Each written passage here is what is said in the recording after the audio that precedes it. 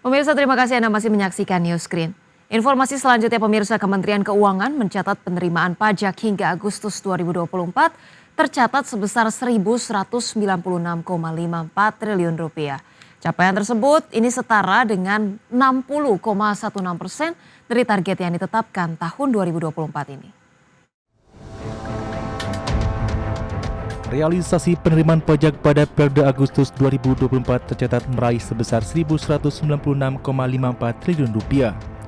Kementerian Keuangan mencatat penerimaan pajak tersebut setara dengan 60,16% dari target yang ditetapkan tahun 2024 ini, yakni sebesar 1.988,9 triliun rupiah. Di sisi lain, Kementerian Keuangan juga mencatat bahwa capaian penerimaan pajak tersebut turun 4,02% dibandingkan periode sama tahun lalu.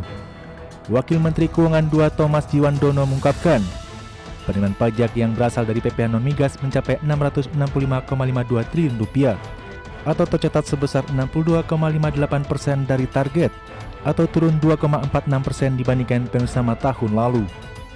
Sedangkan penerimaan pajak dari sektor PPh migas juga turun 10,23% dengan nilai terkumpul 44,45 triliun rupiah, atau sebesar 58,20% dari target.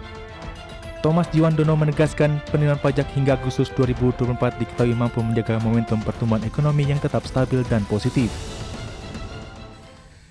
Penerimaan Januari sampai dengan Agustus 2024 telah terkumpul sebesar 1.196,54 triliun atau 60,16% dari target APBN. Capaian per kelompok pajak sebagai berikut.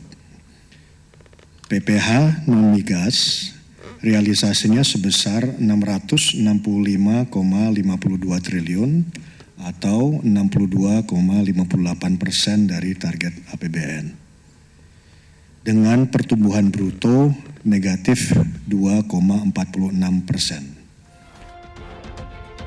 Sementara itu, dalam catatan laporan APBN kita periode Agustus 2024, penerimaan pajak dari PPN dan PPNBM naik 7,36% dibandingkan dengan sama tahun sebelumnya, dengan nilai 470,81 triliun rupiah atau 58,03% dari target. Sedangkan pajak TBB dan pajak lainnya tumbuh 34,18% dengan nilai 15,76 triliun rupiah atau 41,78% dari target 2024.